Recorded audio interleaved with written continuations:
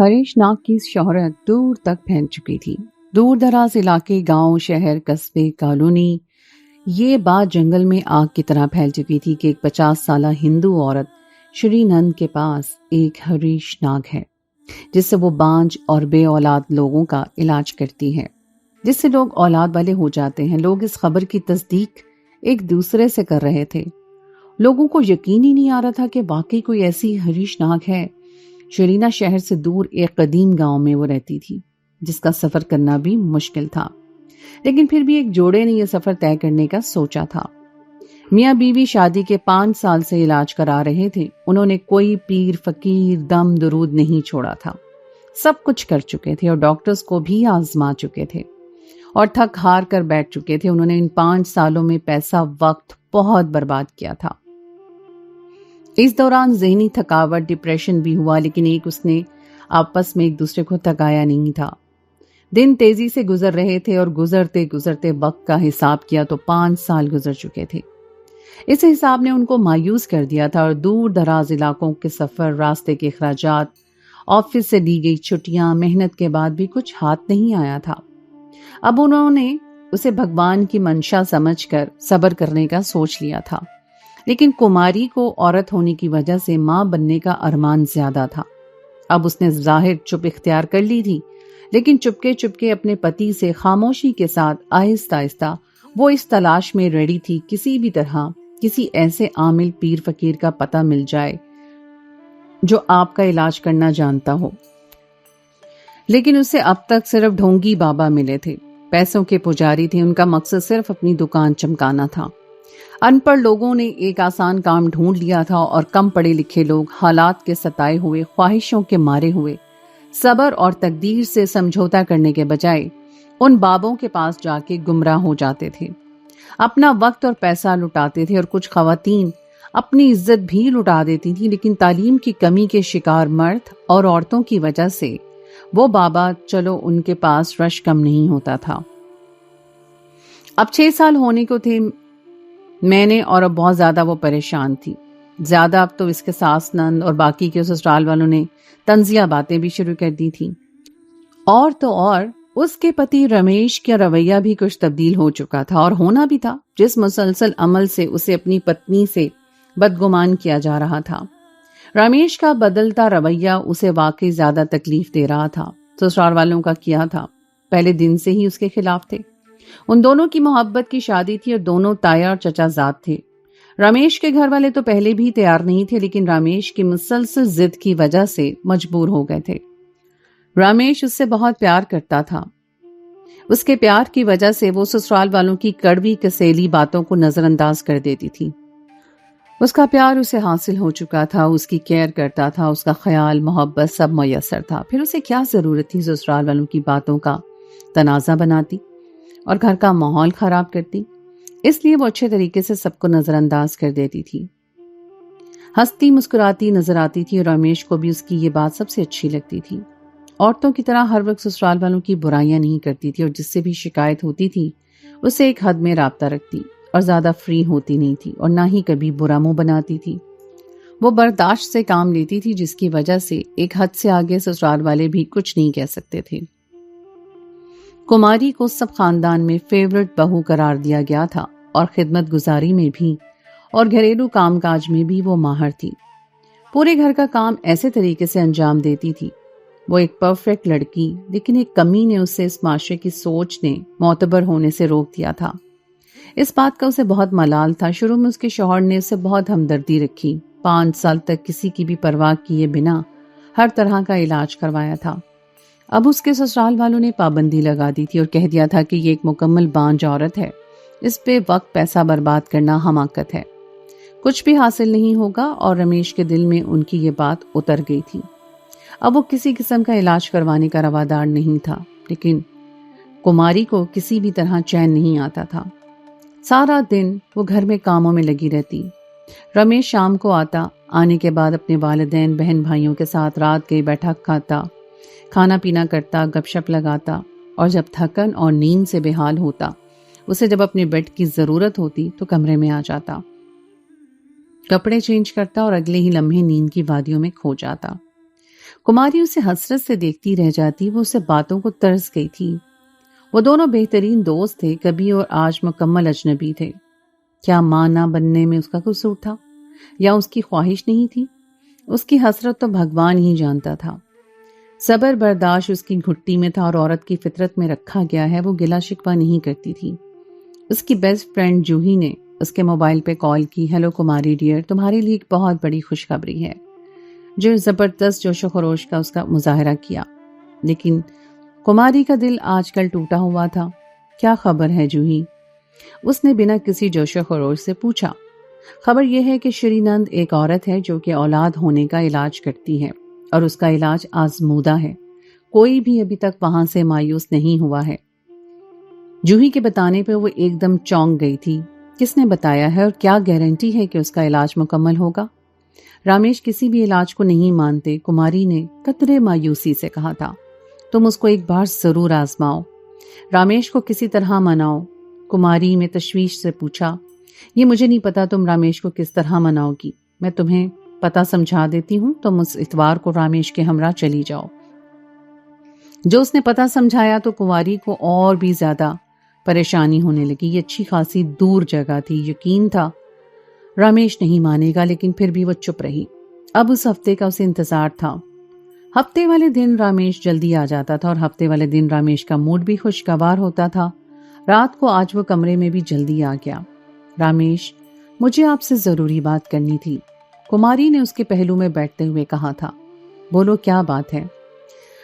कुमारी का चेहरा देखते हुए उसने भी संजीदगी इख्तियार कर ली। आप जूही को जानते हैं ना, मेरे बचपन की बेस्ट फ्रेंड? कुमारी ने पूछा। हाँ, अच्छी तरह से जानता हूँ। क्यों पूछ रही हो, क्या बात है? जो बचपन से एक सच्ची लड़की है वो झूठ नहीं बोलती है। उसने मुझे बताया है कि शरीना से 50 किलोमीटर एक गांव है, वहां एक औरत श्रीनंद रहती है। उसके पास एक हरीश नाग है। वो काले जादू की माहिर है और वो सांप से इलाज करती है। श्री का सांप जिस औरत को एक बार डस लेता है वो औरत हामला हो जाया करती है और मैं चाहती हूँ आप एक बार मुझे कल उस जगह पर ले जाएं।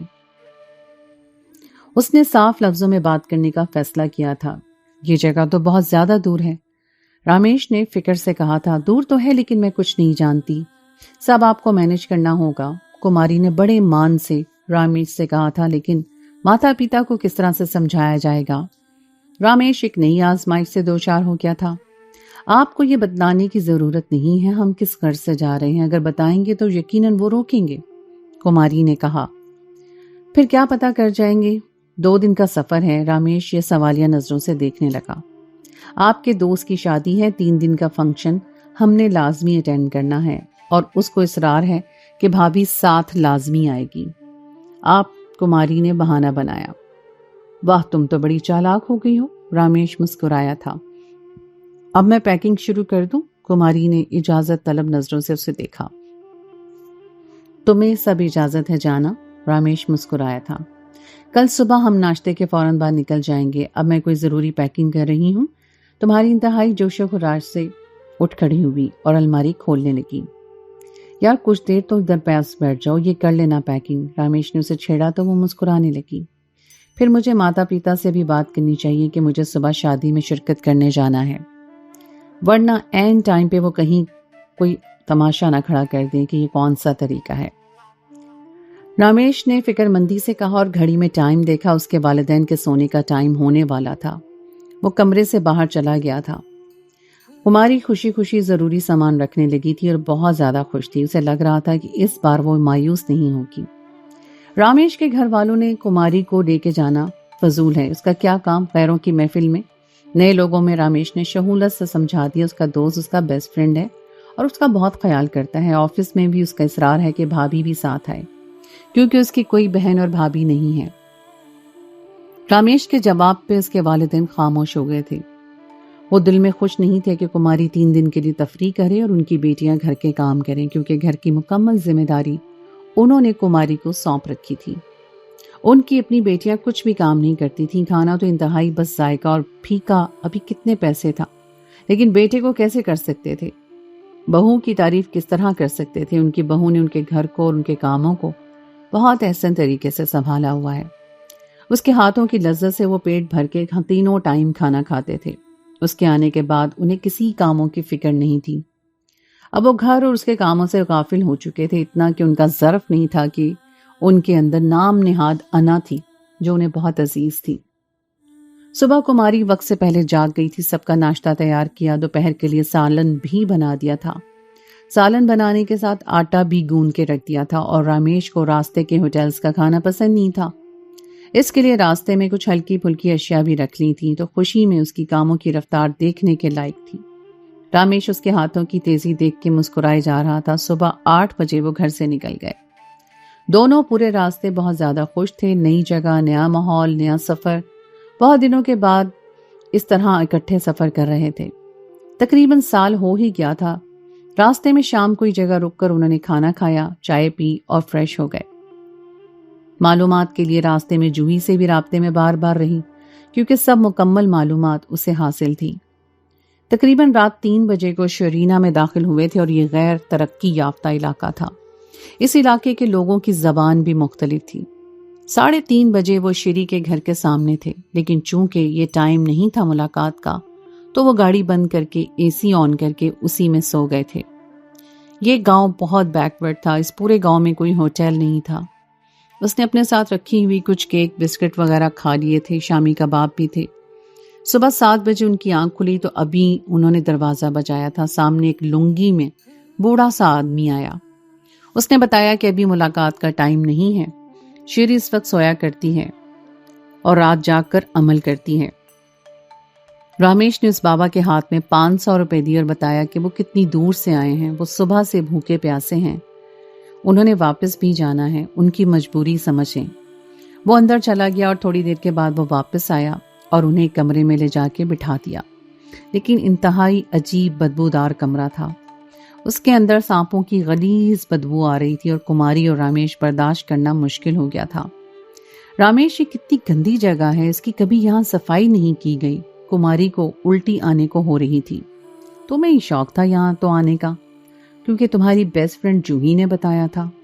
رامیش نے ہنس کر اس کا مذاق اڑایا۔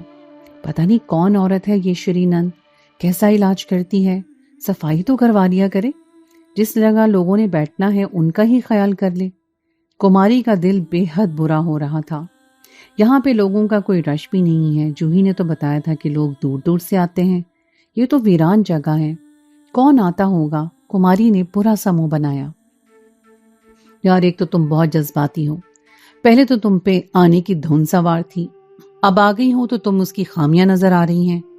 آم پیڑ کھا گئے، کیا فائدہ ہے؟ رامیش نے اسے سمجھایا۔ اب ہمیں یہاں بیٹھے ہوئے 15 منٹ تو ہو گئے ہیں، ابھی تک تو کوئی آیا نہیں، فریش ہونے کی جگہ بھی نہیں ہے۔ کماری کو تو ایک عجیب سی الجھن سی ہونے لگی، لیکن وہ اب خاموش ہو گئی تھی اور شری نامی عورت کا انتظار کر رہی تھی۔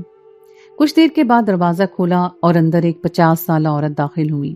اس کے جسم پر ایک ہرین آنکھ لپٹا ہوا تھا جو انتہائی بڑا، موٹا، طاقتور تھا، جو اس کے کندھے پہ سوار تھا۔ اسے دیکھ کے کماری کو بہت خوف محسوس ہو رہا تھا، تاہم وہ خاموشی سے اسے دیکھے جا رہی تھی۔ اس عورت کی زبان مقامی تھی، لیکن رامیش اور کماری نے اسے اپنے لفظوں میں سمجھا دیا تھا کہ وہ 6 سال سے بے اولاد ہیں اور ان کا بہت سارا علاج کروا چکے ہیں، لیکن ان کو کوئی افاقہ نہیں ہوا ہے۔ وہ دور سے کل کے سفر کر کے پہنچے ہیں اور رات 3 بجے سے ان کے گھر کے آگے سو رہے ہیں۔ وہ ایک گندی، میلی کچیلی، بدبودار عورت تھی جس نے نہائے ہوئے شاید سالوں گزر چکے ہوں گے۔ اس کے پاس بیٹھنا، بات کرنا کسی امتحان سے کم نہیں تھا۔ اس کی گندی بدبو اور سانپ کی پھرتیلی آنکھیں رامیش اور کماری کو وحشت میں مبتلا کیے دے رہی تھی۔ اس عورت نے کہا، وہ جو بھی کام کرتی ہے پکا علاج کرتی ہے، لیکن اس کی فیس زیادہ ہے۔ رامیش نے کہا کہ پیسوں کی پرواہ نہیں ہے، اس عورت کو اس کی من پسند پیسے دے دیے جائیں گے۔ اس عورت نے نہایت تسلی سے پورے پیسوں کو گنا تھا۔ رقم پوری ہونے پہ اپنے کرتے کی جیب میں اس نے رکھ لیا اور کماری سے کہا کہ ادھر آؤ کماری۔ وہ اپنی جگہ سے اٹھ گئی اور اس عورت کے سامنے بیٹھ گئی۔ اس عورت نے اس کے پیٹ سے قمیض ہٹائی تھی اور انگلی سے گول دائرہ بنائی جا رہی تھی، اور پھر اس نے اپنے سانپ کو اشارہ کیا۔ کماری برے طریقے سے ڈر رہی تھی، اس نے پیچھے مڑ کے رامیش کی طرف دیکھا تھا۔ رامیش نے اس کی حوصلہ افزائی کے لیے کماری کا ہاتھ تھام لیا۔ سانپ آہستہ آہستہ بل کھاتا لہراتا کماری کے پاؤں پہ چڑھ گیا تھا۔ कुमारी ने तेजी से पांव अपनी तरफ खींच लिया और उसके मुंह से चीखें निकल गईं। उस औरत ने गुस्से से कुमारी को डांट दिया।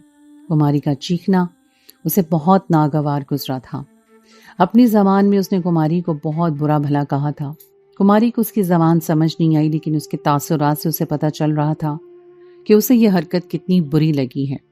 हालांकि बुरा लगने के बजाय उसे सोचना चाहिए था, वो सांप था, कोई गुलाब का फूल नहीं जिससे वो खुश होती। रामेश ने भी उसे समझाया जिसकी वजह से उसके मकसद के लिए आई है, अब उसे सब्र और तहम्मुल का मुजाहरा करना चाहिए। सांप आहिस्ता आहिस्ता रेंगता रेंगता उसके पांव से उसकी टांग पे चढ़े जा रहा था और कुमारी की जान निकले जा रही थी। उसके मुंह में दुपट्टा ठूंस चुकी थी ताकि चीखों की आवाज न सुन सके। आंखें सख्ती से बंद की हुई थी और रामेश बहुत गौर और ध्यान से देख रहा था। फिर उसके चलते चलते सांप ने उसके पेट पे जिस जगह उस औरत ने गोल दायरे बनाए थे कुछ जगह काट लिया। उसके काटने से कुमारी चीख उठती थी, लेकिन एक दर्द का एहसास पूरे जिस्म में फैल गया। रामेश भी घबरा गया था। उसने घबरा कर कुमारी को संभाला था। कुमारी का दर्द से बुरा हाल था। औरत ने सांप को वापस अपने कंधे पे बिठा लिया था। उस जगह पर एक घर की बनी हुई दवाई सी मल दी थी। औरत ने रामेश से कहा कि अब इसे यहाँ से ले जाओ। रामेश ने उसे सहारा देकर खड़ा किया था और उसे पकड़कर गाड़ी में बिठा दिया। वक्त गुजरे जा रहा था। कुमारी पिछली सीट पर लेटी हुई थी, नीम बेहोश सी थी। रामेश को उसकी बहुत ज्यादा फिक्र थी। उसे तरस भी आ रहा था कि मां बनने के लिए किस किस्म के इम्तिहान से गुजर रही थी और खुशी खुशी खुद चलकर आई थी। एक बड़े शहर में आधी रात को उसने गाड़ी रोकी, उसे होटल में लेकर आया, खाना खिलाया, चाय पिलाई। दर्द की शिद्दत में अब कमी आ चुकी थी। रामेश चाहता था कि जब वो अपने घर में जाए उससे पहले कुमारी फ्रेश नजर आए।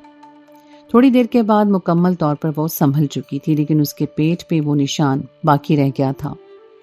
घर पहुंचकर वो बिल्कुल फ्रेश नजर आ रही थी। ससुराल वालों का ताहम मूड बना हुआ था। उनके ख्याल में मौज मस्ती करके वापस आ गए थे। जूही ने पूरी डिटेल सुनी थी। उसका कहना था अगर कुमारी को आराम आ गया तो उम्मीद नजर आने लगी, तो उसकी बड़ी भाभी भी 20 साल से औलाद से महरूम हैं, उनको इलाज के लिए भी लेकर जाएंगे, क्योंकि उसकी भाभी को हर जगह से इलाज करा लिया था, लेकिन कहीं से कोई अफाका नहीं हुआ था। अब वो भी हिम्मत हार चुकी थी, लेकिन जूही चाहती थी वो भी एक मुकम्मल जिंदगी गुजारे और मां बने। एक नॉर्मल जिंदगी गुजारना उनका हक था। आने वाले वक्त में रामेश, कुमारी और जूही को शिद्दत से इंतजार था। फिर एक दिन में एक खुशगवार वाकया हुआ। कुमारी और रामेश को ये खुशखबरी मिलती है कि कुमारी मां बनने वाली है। दोनों खुशी से झूम उठते हैं। दोनों डॉक्टर्स के पास जाते हैं। डॉक्टर अल्ट्रासाउंड करने के बाद ये तस्दीक करती है कि ये खबर सच्ची है। रामेश और कुमारी के अंग अंग में खुशी की लहर दौड़ जाती है। कुमारी तो बड़ी बेयकीन सी हो रही थी, लेकिन खबर चूंकि सच्ची थी और एक डॉक्टर की तस्दीक थी, कुमारी खुशी से रो पड़ी। रामेश ने उसे हौसला दिया, लेकिन फिलहाल ये खबर सबसे छुपाई गई थी। 4 माह खैरियत से गुजर गए और फिर यह खबर छुपाना मुश्किल हो रहा था। रामेश ने अपने घर में सबको बता दिया था। यकीन किसी को भी नहीं आ रहा था, लेकिन इन दिनों उसकी गिरती तबीयत, वक्त बे वक्त लगी उल्टियां इस बात की तस्दीक कर रही थी कि रामेश सच्चा था। अब यकदम ससुराल वालों का रवैया भी बदल गया था। सबको इस घड़ी का इंतजार था जब बच्चा उनके हाथों में आ जाता। जूही भी बहुत ज्यादा खुश थी। उसने भी तहिया कर लिया था वो अपनी बड़ी भाभी को जरूर श्री नंद के पास लेकर जाएगी, लेकिन उसकी बड़ी भाभी अब इस कदर मायूस हो चुकी थी कि कोई बात नहीं, उन्होंने साफ मना कर दिया था। और अब उनके अंदर हिम्मत और सकत नहीं थी नए लोगों को आजमाने की, परखने की। जूही मुसलसल उन्हें यकीन दिला रही थी। फिलहाल वो आमादा नहीं थी। सोच लिया था जब रामेश का बच्चा होगा वो अपनी बड़ी भाभी के साथ जाएगी मुबारकबाद देने और इलाज का यकीन दिलाने। अब जूही और कुमारी तीनों को शिद्दत से उस घड़ी का इंतजार था। रामेश सोच रहा था कि उसने बड़ा अच्छा फैसला किया जो अपनी बीवी की बात मान के उसे दूर दराज इलाके में लेके, जबकि उसे यकीन नहीं था। जिस तरह सा वाकया उसकी बीवी ने उसे सुनाया था, उसको पढ़ा लिखा होने की वजह से यकीन नहीं था, लेकिन अपनी बीवी की खुशी की वजह से वो खामोश हो गया था। उसने बहुत मान से ये फरमाइश करी थी। वो जानता था उन दिनों उसे बदगुमान होने लगी थी। वो ये समझ रही थी कि रामेश का उससे दिल भर गया है, वो अपने पूरे घर वालों की बातों में आ गया है, जबकि ऐसा कुछ नहीं था। वो उसकी मोहब्बत थी और उसे औलाद होने ना होने से उसकी मोहब्बत पे कोई फर्क नहीं पड़ता था। लेकिन कुमारी عدم تحفظ کا شکار ہونے لگی تھی۔ اور یہ بھی سچ تھا کہ رامیش کو گھر والے بھی اس بات پہ پکے ہو چکے تھے کہ کماری اب کبھی ماں نہیں بن سکے گی، کیونکہ اتنے اچھے علاج دعاؤں کے بعد اب وہ مایوس ہو چکے تھے، اور انہوں نے رامیش کو سختی سے منع کر دیا تھا کہ اب وہ کسی ڈاکٹر سے نہیں ملے گا، کوئی بھی کسی قسم کا مہنگا ٹیسٹ نہیں کروائے گا، اب کسی عامل پیر فقیر سے کسی بھی طرح کا رجوع نہیں کیا جائے گا۔ رامیش فی الحال ان دنوں اپنے گھر والوں کو کچھ زیادہ ہی وقت دے رہا تھا۔ اس کا مقصد کماری کے لیے ان کے دل میں نرم گوشہ پیدا کرنا تھا، کیونکہ وہ سوچ رہا تھا پتہ نہیں اولاد ہوگی بھی یا نہیں، لیکن ہوگی تو کب ہوگی، انتظار کرنا ہوگا، تو نہ جانے کتنا انتظار کرنا ہوگا۔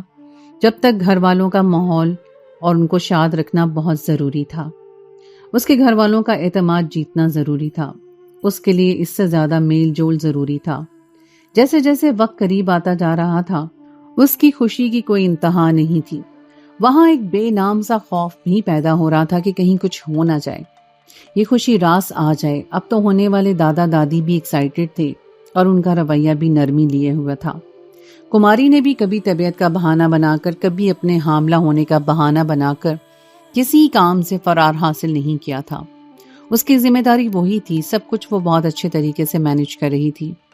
آخر سب کی دعاؤں کے بعد وہ وقت آ ہی گیا جس کا رامیش اور کماری کو شدت سے انتظار تھا۔ کماری نے ایک خوبصورت صحت مند بیٹے کو جنم دیا۔ سب گھر والے بھی بے انتہا خوش تھے، لیکن کماری اور رامیش کی خوشی کا کوئی ٹھکانہ ہی نہیں تھا۔ کماری کی آنکھوں میں خوشی سے آنسو آ گئے تھے۔ اس دن کے لیے نہ جانے اس نے کتنی تکلیف برداشت کی، کیا کچھ سہا تھا، کتنے لوگوں کی باتیں سنی تھیں۔ جوہی بھی اپنی بھابھی کے ہمراہ آئی تھی اور جوہی نے پوری ڈیٹیل سے آگاہ کیا اور اس کا طریقہ علاج بھی سمجھا دیا۔ اس کی بھابھی بہت خوش ہو کر گئی۔ اتنے پیارے سے مننے کو دیکھنے کے بعد جوہی کی بھابھی کا دل بھی ایک کسک جاگ رہی تھی کہ یہ کیسی حسرت اور کسک جس پہ انہوں نے پردہ ڈال دیا تھا۔ صبر کا لبادہ اوڑھ لیا تھا، لیکن صبر تو کبھی آیا ہی نہیں تھا۔ آج اس بچے کو دیکھ کے ممتا کی خواہش تڑپ جاگ گئی۔ انہوں نے فیصلہ کیا کہ وہ بھی کسی بھی طرح دور دراز علاقے میں رہنے والی اس عورت شری نن کے پاس ضرور جائے گی۔ یہ امید دل میں لے کر وہ اپنے گھر واپس آ گئی تھی، لیکن اس کے شوہر نے یہ سارے تماشے کو دھوکہ قرار دے دیا، اور یہ دھوکہ بھی کھائے اور پیسے بھی ضائع کریں وہ ہرگز اس کے حق میں نہیں تھا۔ جوہی کی بھابھی تو شوہر کے صاف انکار پہ پریشان ہو گئی تھی، اور صحیح بات یہ ہے کہ دل بھی ٹوٹ گیا تھا۔ اب وہ اور اس کا زیادہ مایوس ہو گئی، کیونکہ ایک امید کی کرن جاگ گئی تھی، اس کے شوہر نے وہ بھی بجھا دی۔ وہ بحث نہیں کر سکتی تھی، کیونکہ اس سے پہلے ضد کر کے اس نے بہت طرح کے علاج کروائے تھے۔ اب وہ کسی منہ سے بولنے کے قابل نہیں رہی تھی۔ اس نے سوچ لیا تھا کہ اتوار والے دن جوہی کو بلائے گی اور اپنے بھائی کو منانے کا کہے گی۔ یہ ٹارگٹ جوہی پورا کر سکتی تھی، لیکن اتوار والے دن جوہی کے گھر پہ اس کے دیور کی منگنی کی تقریب تھی، وہ نہیں آ سکتی تھی، اور اب تو اگلے اتوار کا انتظار کرنا تھا۔ لیکن نہ جانے کیا بات تھی، کیوں اسے بھی امید ہو چلی تھی، حالانکہ وہ اب عرصہ دراز سے مایوس ہو چکی تھی اور کسی بھی علاج کرنے والے کا سن کر دلچسپی نہیں لیتی تھی، بلکہ یہ سوچا کرتی تھی کہ جو قسمت میں نہیں ہے اس کے لیے کیا پریشان ہونا۔ اور دونوں میاں بیوی بھی صبر کر چکے تھے، لیکن کماری کے بچے کو دیکھ کر عرصہ دراز والی کب حسرت جاگ گئی تھی۔ اتوار والے دن جوہی بھی آ گئی، گرما گرم بحث ہوئی۔ جوہی ہر طرح سے منانے کے جتن کر رہی تھی اور بھائی صاحب ہر طریقے سے ٹالنے کی کوشش میں تھے، اور وہ کچن میں ان دونوں کے لیے کھانا بناتے ہوئے سوچے جا رہی تھی۔ آخرکار رات 11 بجے جوہی منانے میں کامیاب ہو گئی۔ بھائی سے وعدہ لینے کے بعد وہ واپس اپنے گھر چلی گئی۔ جوہی کی بھابھی کو ساری رات خوشی سے نیند ہی نہیں آئی۔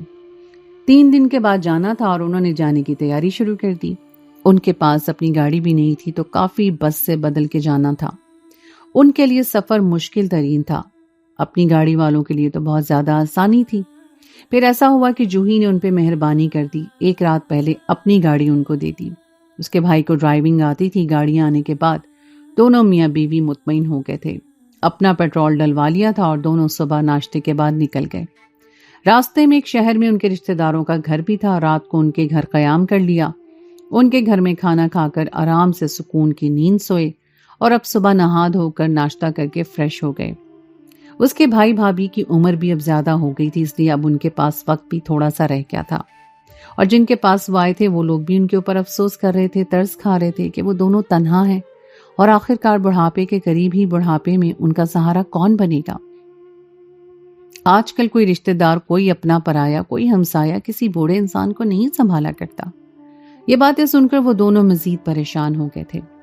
انسان بڑا کمزور ہے، اللہ کے فیصلوں اور اس کی مصلحت کو، اس کی حکمت کو نہیں سمجھتا، اس کے اوپر بھروسہ نہیں رکھتا، اس کی آزمائش سے صبر نہیں کرتا، دنیا کی زندگی کو سب کچھ سمجھتا ہے اور آخر صحیح لفظوں میں بھروسہ نہیں رکھتا ہے، اور دنیاوی مقاصد کے حصول کے لیے صحیح غلط، شر اور خیر سب بھلا دیتا ہے۔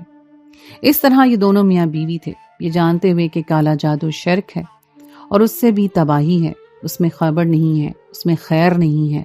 انہوں نے اللہ کے فیصلے کو نہیں سمجھا تھا، ان کا حصول صرف اولاد تھا۔ خیر صبح سویرے ان کے گھر سے دل برداشتہ ہو کر وہ نکلے تھے۔ برداشت ہونے کی وجہ سے یہ تھی کہ ان کے میزبان بھی کم عقیدہ لوگ تھے۔ بجائے ان کو حوصلہ ہمت بڑھانے کے، ان کے دل میں شک اور وسوسے پیدا کر رہے تھے کہ اولاد نہ ہونے سے ان کی زندگی میں کیا نقصانات ہو سکتے ہیں۔ اتنا دردناک نقشہ کھینچا تھا کہ وہ بستر پہ پڑے تڑپ رہے ہوں گے اور کوئی پانی پلانے والا بھی نہیں ہوگا۔ ایسی منظر کشی کی تھی، ان کا دل گھبرا گیا تھا اور ایک بے نام سے خوف نے گھیر لیا تھا۔ ان کا بس نہیں چل رہا تھا آج کہیں سے بچے پیدا کر لیتے۔ ایسے لوگ معاشرتی بگاڑ کا سبب بنا کرتے ہیں۔ جوہی کے بھائی کو بھی ان کی باتیں سن کے لگا کہ اس کا فیصلہ ٹھیک ہے، پیسے بے شک وہ عورت زیادہ لے گی، لیکن ایسے پیسے کس کام کے جس کے بعد انہوں نے اذیت برداشت کرنی ہو۔ اب وہ گاڑی میں بیٹھا شرینا کی طرف جا رہے تھے۔ ساری رات، سارے راستے دونوں خاموش تھے، دونوں اپنی اپنی جگہ پریشان اور سوچوں میں گم تھے۔ ایک کمی نے ان کو ناشکرا بنا دیا تھا اور جو اللہ نے نعمتیں دی تھیں اس کا کہیں بھی شکرانہ نہیں تھا۔ مسلسل گاڑی ڈرائیو کرتے کرتے رات تک وہ شرینا پہنچ گئے تھے۔ آس پاس کے لوگوں سے پتہ کرتے کرتے اب وہ آخر شرینان کے گھر کے آگے تھے۔ دروازے پہ دستک دی گئی لیکن دروازہ کسی نے بھی نہیں کھولا۔ وہ عورت موبائل فون نہیں رکھا کرتی تھی، مسلسل دروازے پہ دستک دے کے کھڑے کھڑے وہ تھک ہار کر اپنی گاڑی میں بیٹھ گئے۔ تھوڑی دیر کے بعد جوہی کے بھائی نے کوشش کی لیکن وہ عورت اپنے اصول کی پکی تھی، رات کے آنے والوں کو وہ نہیں ملا کرتی تھی۔ دونوں اپنی اپنی سیٹ پہ دوبارہ بیٹھ کے سو گئے۔ سوئے بھی کیا تھے، کبھی جاگ گئے کبھی سو گئے، ذہن مختلف سوچوں کا مرکز بنا ہوا تھا۔ صبح سب سے پہلے انہوں نے ہی دستک دی۔ ایک میلے کچیلے بوڑھے بابا نے دروازہ کھولا۔ ان کو لے جا کر ایک گندے بدبودار کمرے میں بٹھا دیا گیا جس کی کبھی صفائی نہیں کی گئی تھی۔ پنکھے اور لائٹ کا کوئی بندوبست نہیں تھا، ایک مخصوص قسم کی بدبو اندر رچی بسی ہوئی تھی۔ وہ دونوں خاموشی سے بیٹھ گئے تھے۔ تقریباً 1 گھنٹے کے بعد وہ پریشان ہو گئے اور پہلو بدلے جا رہے تھے۔ کچھ اور لوگ بھی اس دوران آ کے بیٹھتے جا رہے تھے۔ وہ سب لوگ اس گاؤں کے مقامی لوگ تھے، سب کے سب لوگ ہی بے اولاد تھے، سبھی پریشان حال تھے اور سبھی رب کے پاک کی طرف سے آزمائش میں مبتلا تھے، اور یہ آزمائش مقصود ہوتی ہے اور نیک لوگ آزمائش پہ صبر کرتے ہیں۔ راہ راست پہ رانے اور جلد باز لوگ صبر نہیں کرتے، ان کی حکمت کو نہیں سمجھ پاتے، اس آزمائش پہ گمراہ ہو جاتے ہیں۔ یہاں ایسے لوگ بھی موجود تھے جن کے پاس کھانے کو روٹی بھی نہیں تھی، لیکن وہ بھی شری نند کو بھاری رقم ادا کر رہے تھے۔ کسی کے پاس ایک سونے کی انگوٹھی تھی، وہ بھی بیچ دی گئی تھی اور وہ رقم شری نند کو دے دی گئی تھی۔ ایک آدمی نے تو اپنے گھر کی موٹر تک بیچ دی اور ایک پریشان حال آدمی نے اپنی موٹر سائیکل بیچ دی، لیکن شری نند کاروبار خوب چمکا رہی تھی۔ شری نند کی ہسٹری سے کوئی واقف نہیں تھا، وہ ایک انتہائی غریب گھرانے کی عورت تھی۔ اس نے جس گھر میں آنکھ کھولی تھی اس گھر کے مالی حالات انتہائی بدتر تھے۔ ان کے پاس لفظی طور پر نہیں، حقیقی طور پہ کھانے کو دال روٹی بھی میسر نہیں تھی۔ شری سب بہن بھائیوں میں بڑی تھی، اس سے چھوٹے 8 بہن بھائی تھے۔ ماں برسوں بیمار رہتی تھی۔ اس کا باپ ایک انتہائی عجیب آدمی تھا، اسے دنیا سے یا دین سے کوئی سروکار نہیں تھا۔ اس نے ایک سانپ پال رکھا تھا، اس کی خدمت کرتا، اس کے ساتھ رہتا اور گھر میں بھوک ناچ رہی ہوتی تھی۔ بچے روتے رہتے، ان کی ماں ان کو دیکھ کے تڑپتی رہتی، لیکن وہ ساتھ میں ہی مگن رہتا۔ پھر اس نے 3 سے 4 سانپ اور خرید لیے۔ ان سانپوں سے نہ اسے خوف آتا تھا نہ اسے گھن آیا کرتی تھی۔ شری چونکہ بچپن سے ہی سانپوں کو دیکھ رہی تھی اور بچپن میں ہی سانپ اس سے لپٹ جایا کرتے تھے، اس کے ساتھ کھیلا کرتے تھے، اس لیے اسے سانپوں سے بھی ڈر نہیں لگا کرتا تھا۔ اب اس کا بسیرا اور اس کا باپ سپیرا بن چکا تھا۔ گلی گلی انہیں لے کے گھوما کرتا تھا، سانپ کے تماشے دکھا دکھا کے وہ رات تک کچھ رقم جمع کر لیتا تھا جس سے وہ دال روٹی کھانے کے قابل ہو گئے تھے۔ لیکن صرف دال روٹی ہی پکنے لگی تھی، سب بہن بھائی اسکول جانے کے قابل ہو چکے تھے، لیکن کسی کو بھی اسکول میں داخل نہیں کرایا گیا تھا۔ سب بچے ان پڑھ رہ گئے۔ ان سب گھر والوں میں اتفاق بھی نہیں تھا اور آپس میں محبت جیسا کوئی مضبوط بندھن تعلق قائم نہیں ہو سکا تھا، حالانکہ سب کا آپس میں خون کا رشتہ تھا۔ شیری یہ سب باتیں محسوس کرنے لگی تھی۔ پھر اس کی ماں بیمار ہو گئی، لیکن علاج کے پیسے نہ تھے۔ وہ بستر پہ پڑی تڑپتی سے سکتی رہتی، کوئی بھی اس کا پرسان حال نہیں تھا۔ 4 بیٹیاں تھیں، گھر کے سب کام ہو جاتے تھے، اس کے علاج کی کسی کو فکر نہیں تھی۔ بستر مرگ پہ وہ خاموشی سے آنسو بہاتی رہتی تھی، اور اس کا باپ سانپوں کی دنیا میں مگن رہتا تھا۔ اسے انسانوں سے زیادہ سانپوں سے محبت تھی، اور سانپ کو بھی شاید اس سے لگاؤ تھا۔ وقت گزرتا جا رہا تھا، اس کی ماں نے کھانا پینا چھوڑ دیا۔ برابر والی ایک عورت نے کہا کہ اسے بڑے شہر کے ہاسپٹل میں لے جا کر ایڈمٹ کروا دو۔ بڑے شہر میں لے جانے کے لیے گاڑی کون بک کرواتا؟ بہت جا کر ٹیسٹ، علاج، میڈیسن کون کرتا؟ اس لیے کچھ بھی نہیں ہوا۔ پھر اس عورت نے کہا کہ اپنی ماں کو یخنی سوپ دیا کرو۔ یہ بھی غریبوں کے لیے مذاق تھا، بلکہ غریبوں کے ساتھ نہیں، بے حس لوگوں کے ساتھ۔ انہیں احساس ہوتا تو دلیا بنا کر تو کھلایا ہی جا سکتا تھا۔ ماں بستر مرگ پہ بھوکی پڑی روتی اور سوچتی کہ اس نے 8 بچے نہیں 8 سانپ پیدا کیے ہیں۔ ان کی انسانوں والی فطرت نہیں ہے، سانپ والی فطرت تھی۔ جس ماں نے دودھ پلایا تھا، دکھ تکلیف اٹھا کے پرورش کری تھی، اس کے لیے کسی کے دل میں درد اور احساس نہیں تھا؟ وہ خود بھی زندہ نہیں رہنا چاہتی تھی، اور پھر 4 دن کے بعد اس کا انتقال ہو گیا۔ کچھ لوگ تو آتے جاتے رہے، ان کے سامنے سب آنسو بہاتے، ان کے جانے کے بعد سب اپنی دنیا میں مصروف ہو جاتے۔ 2 بڑے بھائی اب تو بڑے شہروں میں جا چکے تھے، وہاں جا کر انہوں نے مزدوری کا کام شروع کر دیا تھا، اور مڑ کر بھی کوئی واپس نہیں آیا تھا۔ اس کے بعد جو 2 بھائی تھے وہ بھی ایک تھیٹر میں کام پہ لگ گئے۔ جو اس گھر سے گیا، گھر میں پیچھے رہ جانے والے مکینوں کو اس نے کبھی یاد نہیں کیا۔ باپ اب بوڑھا ہو چکا تھا، لیکن اس کی وہی روٹین تھی۔ اس کو اب بھی اپنی اولاد سے کوئی لگاؤ نہیں تھا۔ سانپ اس کے تھے، وہ سانپوں کا تھا۔ 2 چھوٹی بہنوں کا رشتہ جو بھی ہو گیا، اس محلے میں ایک عورت نے اپنے 2 نکمے بیٹوں سے رشتہ مانگ دیا۔ وہ اس گھر سے اٹھ کر خالی ہاتھ دوسرے گھر میں چلی گئیں۔ اس گھر کے حالات بھی اسی گھر کی طرح تھے۔ اب شروع اور اس کی ایک اور بہن رہ گئے۔ کسی بہن کا رشتہ ماموں کے گھر ہو گیا۔ لڑکا ایک دکان پہ کام کرتا تھا، دیکھنے میں بھی اچھا تھا اور عادت اور اخلاق کا بھی۔ تیسری بہن خوش تھی۔ اب شری کی باری تھی۔ دیکھیں، شری کا کوئی رشتہ ہی نہیں آ رہا تھا۔ یہ بھی عجیب اتفاق تھا، وہ سب بہن بھائیوں میں بڑی تھی اور سب چھوٹے بہن بھائیوں کی شادی ہو چکی تھی۔ شری کا اس گھر میں دل نہیں لگتا تھا۔ اتنے سارے بہن بھائیوں سے گھر بسا ہوا تھا، اب گھر خالی ہو چکا تھا۔ باپ صبح گئے، رات کو واپس آتا، اور رات کو کھانے کے بعد اسے کوئی حال پوچھنا ہوتا۔ دکھ سکھ پوچھنے کا تو یہاں رواج ہی نہیں تھا۔ وہ تنہائی کا شکار رہنے لگی۔ کبھی کبھار مہینوں بعد چکر لگا لیا کرتی تھی، لیکن بھائیوں نے کبھی مڑ کر شکل بھی نہیں دکھائی۔ یہ وقت بھی گزر رہا تھا، بہنوں کے ہاں سب کی اولاد ہو چکی تھی۔ دیکھیں، شری کی قسمت کے دروازے بند تھے اور کھلنے کا نام ہی نہیں لے رہے تھے۔ شری اب ڈپریشن کا شکار ہونے لگی۔ اس کے دل میں بھی گھر بسانے کی خواہش بڑھ رہی تھی۔ اس کے باپ کو تو کسی کی فکر ہی نہیں تھی، اور نہ ہی کسی کا اس نے رشتہ ڈھونڈا۔ نہ اسے پتا تھا کہ اس کی کیا عمر ہو گئی ہے، نہ اسے کبھی اپنے بیٹے یاد آتے تھے، نہ کبھی اسے اپنی بیوی یاد آئی تھی۔ تو شری کا دکھ خود سے ہی کہاں سے نظر آ جاتا۔ پھر ایک محلے کی عورت کو اس پہ ترس آ گیا کہ میں اپنے بھائی کا رشتہ لے آئی۔ اس بھائی کی عمر بھی زیادہ تھی، شری کے برابر ہی تھی۔ وہ ایک گاؤں میں رہتا تھا اور ذمہ داری کرتا تھا۔ وہ ایک شریف آدمی تھا۔ اس کے والدین کا انتقال ہو چکا تھا، اور سب بہن بھائیوں کی شادی کے فرض سے وہ فارغ ہو چکا تھا۔ اب وہ تنہا رہ گیا۔ اب وہ گھر والی لانا چاہتا تھا۔ ایک اتوار کو خالی ہاتھ شری کے ہمراہ شادی ہو کے وہاں آ گئی۔ شری اپنی زندگی میں بہت زیادہ خوش تھی۔ اس کا شوہر بہت اچھا آدمی تھا، لیکن یہ اچھا وقت، اچھا ساتھ صرف 1 سال تک رہا۔ 1 سال کے بعد اس کے شوہر کو کھیتوں میں ہارٹ اٹیک ہو گیا۔ اسے ایمرجنسی میں بڑے ہسپتال لے جایا گیا تھا، جا کر بھی وہ بچ نہیں پایا۔ اس کا گھر ٹوٹ گیا، گھر برباد ہوا، زندگی جیون سب کچھ ہار گیا تھا۔ وہ پھر تنہا ہو گئی تھی۔ اب وہ اپنے میکے کے گھر میں واپس آ گئی تھی، جہاں اس کا باپ اور سانپ ہی سانپ تھے۔ اس کا دل اچاٹ ہو گیا تھا۔ کوئی بچہ بھی نہیں تھا جو اسے دل بہلا لیتی اور خوش رہنے کا کوئی مقصد مل جاتا۔ وہ بہت زیادہ پریشان ہو گئی، بلکہ ڈپریشن کا شکار ہو گئی۔ اس کے دکھ بانٹنے والا بھی کوئی نہیں تھا. اس کا باپ بوڑھا ہو چکا تھا, وہ گلی گلی نہیں پھر سکتا تھا. گھر میں فاقے ہونا شروع ہو گئے. تب شری نے ایک کام سوچ لیا. اس نے سانپ کو اپنی تحویل میں لے لیا اور اس سے اپنے باپ کے جیسا برتاؤ کرنے لگی. سانپ اس سے مانوس ہو چکے تھے. اس کا کاروبار چل گیا.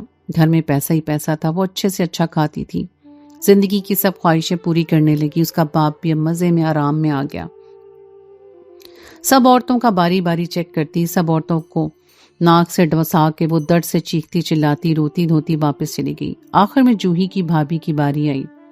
انہوں نے بتایا کہ 20 سال سے بے اولاد ہے اور کسی بھی علاج سے کوئی واقعہ نہیں ہوا. شری نے رقم بتائی. مطلوبہ رقم جوہی کے بھائی نے عطا کر دی. پیسے گن کر پوری تسلی کر کے اپنے کرتے کی جیب میں رکھ لیا اور جوہی کی بھابھی کی قمیض اوپر کر کے انگلی سے گول دائرے بنائے. اپنے سانپ کو کندھے سے اتارا. وہ آہستہ آہستہ رینگتا جوہی کی بھابھی کے پاؤں سے چڑھتا ہوا اس کے پیٹ پہ پہنچ گیا. جوہی کی بھابھی پورے طریقے سے خوف زدہ ہو رہی تھی اور خوف اس کی آنکھیں نظر آ رہا تھا. اس کا بھائی بھی ڈر رہا تھا. وہ اچھا خاصا بڑا طاقتور سانپ تھا. اس نے اس دائرے پہ معمول کے مطابق ڈسنا تھا. سانپ نے جیسے ہی اسے ڈسا چیخ ماری اور زمین پہ آن گرا. بھابھی تو درد کی شدت سے چیخ رہی تھی لیکن شری بھی آج چیخ رہی تھی. شری نند کی چیخوں کی آواز سے سب حیرت سے اس کی طرف متوجہ ہوئے تو پتا چلا کہ وہ سانپ پہ چیخ رہی ہے. اس کا ہریش ناگ اپنی موت مر چکا تھا. شری نند کی حالت تو پاگلوں جیسی ہو گئی. وہ اپنے سانپ پہ روئی جا رہی تھی, ماتم کر رہی تھی. جوہی کے بھائی بھابھی خاموشی سے نکل گئے. وہ خود سارے راستے خوفزدہ اور پریشان تھے اور جوہی کی بھابھی کی طبیعت بھی خراب تھی. درد اور اذیت سے برا حال تھے. آج کا واقعہ ان کے لیے ناقابل فراموش تھا. لیکن اس سے بھی زیادہ حیرت انگیز بات جو ہوئی وہ جوہی کی بھابھی کا حاملہ ہونا تھا. یہ خبر کیا تھی؟ جینے کی امید تھی. جوہی کے بھائی بھابھی کی خوشی کا کوئی ٹھکانہ نہیں تھا. ان کے پاؤں زمین پہ نہیں ٹک رہے تھے. لگ رہا تھا کہ آسمانوں پہ اڑ رہے ہیں.